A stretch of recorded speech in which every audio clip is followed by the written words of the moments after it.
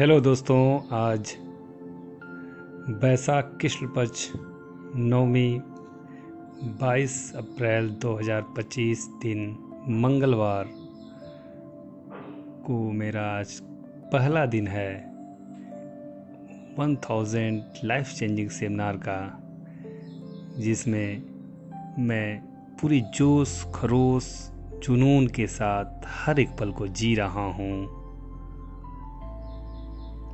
सरल गीता का पहले पन्ने पर ओम नमः भगवते वासुदेवाय, त्वमेव माता च पिता त्वमेव बंधुश्च सखा त्वमेव विद्या द्रविणं त्वमेव सर्वमम देवदेव। ओम नमः भगवते वासुदेवाय।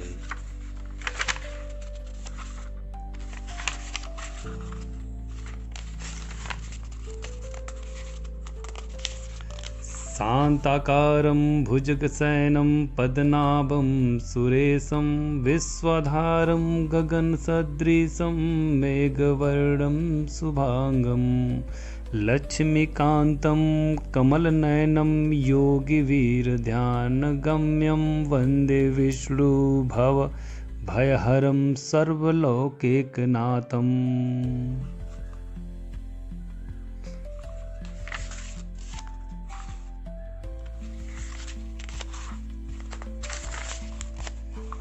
ओम श्री परमात्मने नमः।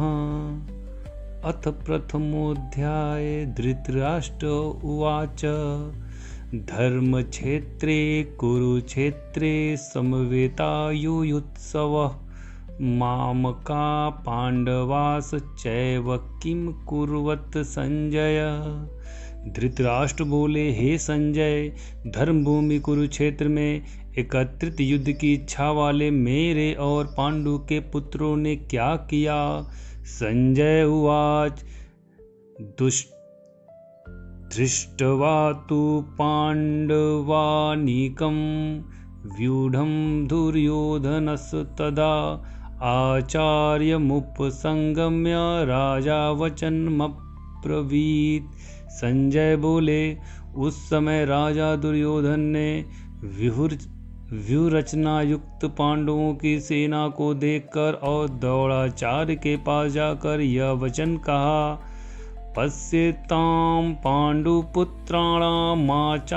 महति च मुमुं व्यूढां द्रुपदपुत्रेण तव शिष्येण धीमता। हे आचार्य, आपके बुद्धिमान शिष्य द्रुपद पुत्र धृष्टद्युम्न द्वारा व्यूहाकार खड़ी की हुई पांडुपुत्रों की इस बड़ी भारी सेना को देखिए। अत्र शूरा महेश्वसा भीमार्जुनं समायुधि युयुधानो विराटश्च द्रुपदश्च महारथ धृष्टकेतुश्चेकितान काशीराजश्च वीर्यवान् पुरजित कुन्तीभोजश्च शैवश्च नरपुण्डव युधामन्युश्च विक्रांत उत्तमौजाश्च वीर्यवान् सौभद्रो द्रौपदेयाश्च सर्वे एव महारथा। इस सेना में बड़े बड़े धनुष वाले तथा युद्ध में भीम और अर्जुन के समान सूरवीर सात्यकी और विराट तथा महाभारती राजा द्रुपद, धृष्टकेतु और चेकितान तथा बलवान काशीराज पुरजित, कुंती भोज और मनुष्यों में श्रेष्ठ शैव्य पराक्रमी युधामन्यु तथा बलवान उत्तमौजा सुभद्रा पुत्र अभिमन्यु एवं द्रौपदी के पांचों पुत्र सभी महारथी हैं। अस्माकं तु विष्टाये तान् निबोध द्विजोत्तम नायका मम सैन्यस्य संज्ञार्थं तान् प्रब्रवीमते। हे ब्रह्मांड श्रेष्ठ, अपने पक्ष में जो प्रधान हैं उनको आप समझ लीजिए। आपकी जानकारी के लिए मेरे सेना को जो सेनापति हैं उनको बतलाता हूँ। भवान् भीष्मश्च कर्णश्च कृपश्च समितञ्जय अश्वत्थामा विकर्णश्च सौमद्विदित्स तथैव च आप द्रोणाचार्य पितामह भीष्म तथा कर्ण और संग्राम विजयी कृपाचार्य तथा वैसे ही अश्वत्थामा विकर्ण और सोमदत्त का पुत्र भूरिश्रवा अनेच बहवासुरा मदत्रेत्यक्त जीविता नाना शस्त्र प्रहरणा सर्वे युद्ध विशारदा। और भी मेरे लिए जीवन की आशा त्याग देने वाले बहुत से सूरवीर अनेक प्रकार के शास्त्रों से सुसज्जित और सब के सब युद्धों में चतुर हैं। अपर्याप्तं तदस्माकं बलं भीष्माभिरक्षितं पर्याप्तत्विद में तेषां बलं भीमाभिरक्षितं। भीष्म पितामह द्वारा रक्षित हमारी वह सेना सब प्रकार से अजय है और भीम द्वारा रक्षित इन लोगों की यह सेना जीतने में सुगम है। अयनेषु च सर्वेषु यथाभागमवस्थिता भीष्ममेवाभिरक्षन्तु भवन्तः सर्वे एव ही। इसलिए सब मोर्चों पर अपनी अपनी जगह स्थित रहते हुए आप लोग सभी निस्संदेह भीष्म पितामह की ही सब ओर से रक्षा करें। तस्य संजनया हर्ष कुरुविद पितामया सिंहनाथम विनदौ चे संगम दम्यो प्रतापवान। कौरवों में वृद्ध बड़े प्रतापी पितामह भीष्म ने उस दुर्योधन के हृदय में हर्ष उत्पन्न करते हुए उच्च स्वर से सिंह की दहाड़ के समान गरज कर शंख बजाया। तत्संग खास च भैर्यस च पड़वानक गोमुखा सवै भयहान्यत सशब्द स तुमुलुम भवत। इसके पश्चात शंख और नगारे तथा ढोल मृदंग और नरसिंगे आदि बाजे एक साथ ही बज उठे। उनका वह शब्द बड़ा भयंकर हुआ। ततश्वेतारम हरिरम युक्ते महंतिम सयंदनेस्तो माधव पांडवश्चैत्र चैव तिव्यो सांख कौपद्धम तु। इसके अनंतर सफ़ेद घोड़ों से युक्त उत्तम रथ में बैठे हुए श्री कृष्ण महाराज जी और अर्जुन भी अलौकिक शंख बजाए। पांचजन्यम हर्षिकेशो देवदत्तम धनंजय पौंड्रदम दथम्मो महासंगम भीमकर्मा वृकोदर। श्री कृष्ण महाराज ने पांचजन्य नामक अर्जुन ने, देवदत्त नामक और भयानक कर्म वाले भीमसेन ने पौंड नामक महाशंख बजाए। अनंत विजयम राजा कुंती पुत्रो युधिष्ठिर नकुल सहदेवश्च सुघोष मणिपुष्पकौ। कुंती पुत्र राजा युधिष्ठिर ने अनंत विजय नामक और नुकुल तथा सहदेव ने सुघोष और मणि पुष्पक नामक शंख बजाए। काश्यश्च परमेश्वास शिखंडी च महारथ धृष्टद्युम्नो विराटस च सात्यकीस चापराजित द्रुपदो द्रौपदेयास च सर्वस्य पृथ्वीपते सौभद्रश्च महाभावो शंखखान धगमु पृथक पृथक। श्रेष्ठ धनुष वाले काशीराज और महारथी शिखंडी एवं धृष्टद्युम्न राजा विराट और अजय सात्विक राजा द्रुपद और द्रौपदी के पांचों पुत्र और बड़ी भुजा वाले सुभद्रा पुत्र अभिमन्यु, इन सभी ने हे राजन सब ओर से अलग अलग शंख बजाए। सघोषो धातराष्ट्राटाम हृदयानि व्यधार्यत नभश्च पृथ्वीं जय चैव तुमुलो व्यनुनादयन। और उस भयानक शब्दों ने आकाश और पृथ्वी को भी गूंजते हुए धृतराष्ट्र के अर्थात आपके पछवाले के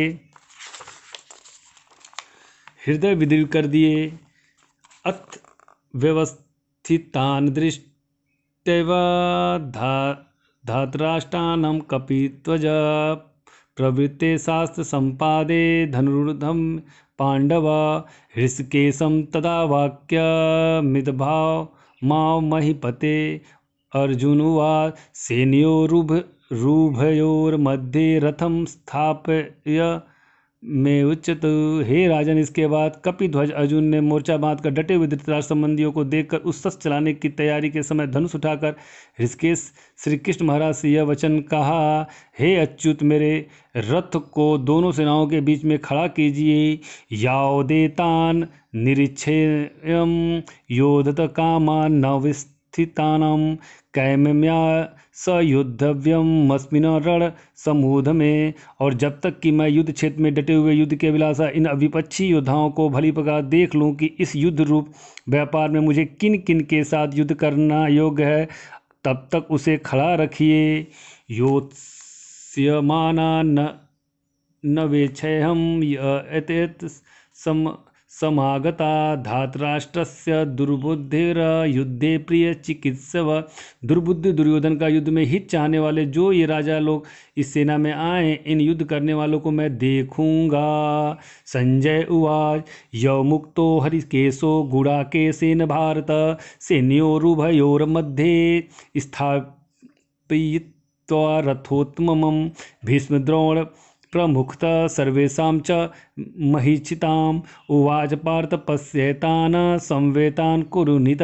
संजय बोले, हे धृतराष्ट्र, अर्जुन द्वारा इस प्रकार कहे हुए महाराज श्री कृष्णचंद्र ने दोनों सेनाओं के बीच में भीष्म और द्रोणाचार्य के सामने तथा संपूर्ण राजाओं के सामने उत्तम रथ को खड़ा करके इस प्रकार कहा कि हे पार्थ, युद्ध के लिए जुटे हुए इन कौरवों को देखो। तत्रापश्यत् स्थितान् पार्थ पितृनथ पितामहान् आचार्यन् मातुलान् भातृन् पुत्रान् पौत्रान् सखिस् यथा तथा स्वसुरान् सुहृदृश चैव सने सेनयों रुभयोरपि। इसके बाद पृथा पुत्र अर्जुन ने उन दोनों ही सेनाओं में स्थित ताऊ चाचा को, दादा परदादा को, गुरुओं को, मामाओं को, भाइयों, पुत्रों को, पौत्रों को तथा मित्रों को, ससुर को और सुहृद को भी देखा। का पूर्वदत्त तान समीक्ष्य स कौन्तेय सर्वान् बंधु नव स्थितान कृपया पर्याविष्टो विसिदन निधम प्रवीत। उन उपस्थित संपूर्ण बंधुओं को देखकर वे कुंती पुत्र अर्जुन अत्यंत करुणा से युक्त होकर शोक करते हुए वचन बोले। 27वें का उत्तरार्थ और 28वें का पूर्वार्ध। अर्जुन उवाच दृष्टवेम स्वजनम कृष्ण युयुत्सुम समुपस्थितं सीदन्ति मम गात्राणि मुखं च परिशुष्यति वेपिथुषु च शरीर में रोमहर्षम च जायते। अर्जुन बोले, हे कृष्ण, युद्ध क्षेत्र में डटे हुए युद्ध के अभिलाषी इस स्वजन समुदाय को देखकर मेरे अंग शिथिल हुए जा रहे हैं और मुख सूखा जा रहा है तथा मेरे शरीर में कंप एवं रोमांच हो रहा है। 28वें का उत्तरार्थ और 29 गांडीव्यम सत्ते हस्तात त्वक्चैव परिद्रहते धाति न च शक्नो वस्थान्तु भ्रमतिव च मे मन। हाथ से गांडीवी धनुष गिर रहा है और त्वचा भी बहुत जल रही है तब मेरा मन भ्रमित सा हो रहा है, इसलिए मैं खड़ा रहने को समर्थ नहीं हूँ। निमित्तानि च पश्यामि विपरीतानि केशव न च श्रेयासनुपश्यामि हत्वा स्वजन माहवे। हे केशव, मैं लक्षणों को भी विपरीत ही देख रहा हूँ तथा युद्ध में स्वजन समुदाय को मारकर कल्याण भी नहीं देखता। न कांगछे विजयम कृष्ण न च राज्य सुखानि च किम नो राजन गोविंद किम भोगिरजीवता जीवितेन वा। हे कृष्ण, मैं न तो विजय चाहता हूँ और न राजता सुखों को ही। हे गोविंद, हमें ऐसे राज से क्या प्रयोजन है अथवा ऐसे भोगों से और जीवन से भी क्या लाभ है। ऐसा मर्थे कांडितम नो राज्यम भोगा सुखानि च त इमे अस्विस्ता युद्धे प्राणसाम त्यक्ता धनानि च। हमें जिनके लिए राज्य भोग और सुखादि अब अभिष्ट हैं और ये ही सब धन और जीवन की आशा को त्याग कर युद्ध में खड़े हैं। आचार्य पित्र पुत्रा स तथैव च पितामहा मातुला ससुरा पौत्र श्याला संबंधी स्नत्था गुरुजन ताऊ चाचे लड़के और उसी प्रकार दादे मामे ससुर पौत्र सालेता और भी संबंधी लोग हैं। तान् हन्तुमिच्छामि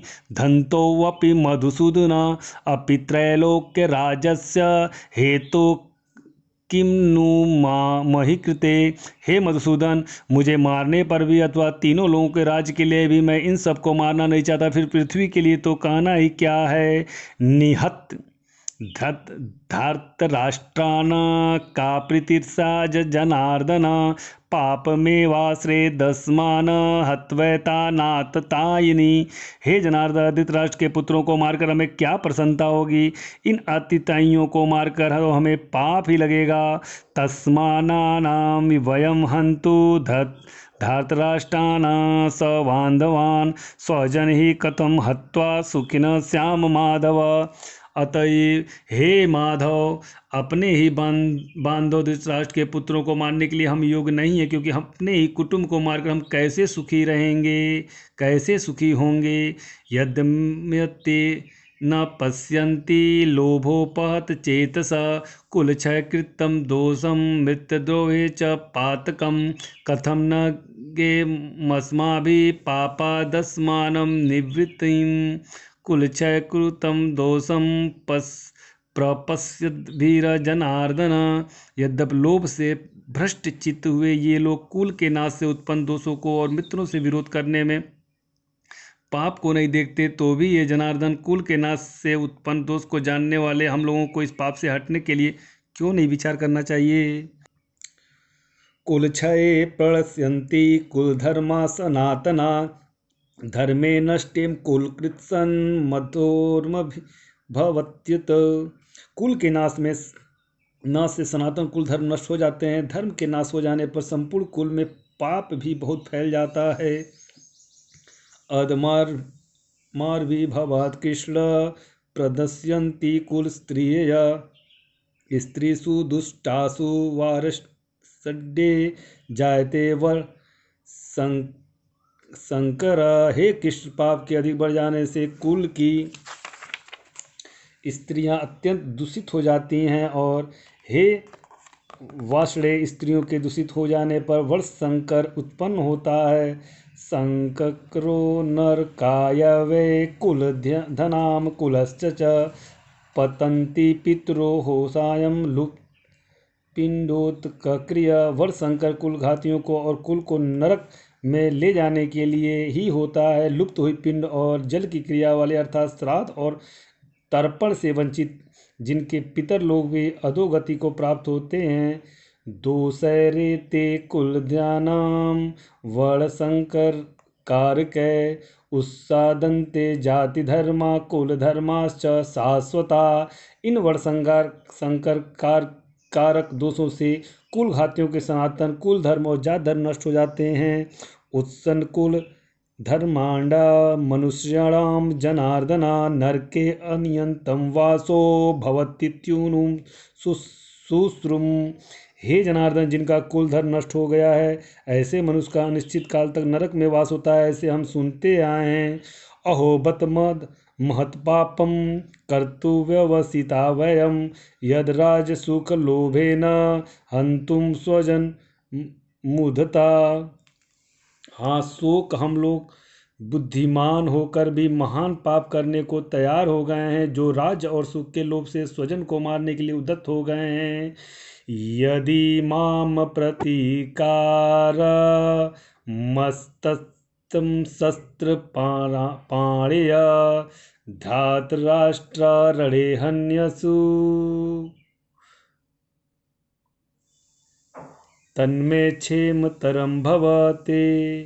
यदि मुझ शस्त्र रहित एवं समान न करने वाले को शस्त्र हाथ में लिए हुए धृतराष्ट्र के पुत्र रण में मार डालें तो मरना भी मेरे लिए अधिक कल्याणकारक होगा। संजय उवाच एवं मुक्त्वार्जुन सांख्य के रथोपस्थ उपाविशत, विसृज्य ससरम चापम शोक संविंग मानसा। संजय बोले, रणभूमि में शोक से उद्विग्न मन वाले अर्जुन इस प्रकार कहकर बाण सहित धनुष को त्याग कर रथ के पिछले भाग में बैठ गए। 1 से 47 अध्याय 1 के 1 से 47 श्लोक हैं। ओम तत्सदिति श्रीमद्भगवत गीतासूपनिषत्सु ब्रह्मा विद्यां योग शास्त्रे श्री कृष्णार्जुन संवादे अर्जुन विषाद योगे नाम प्रथमो अध्याय।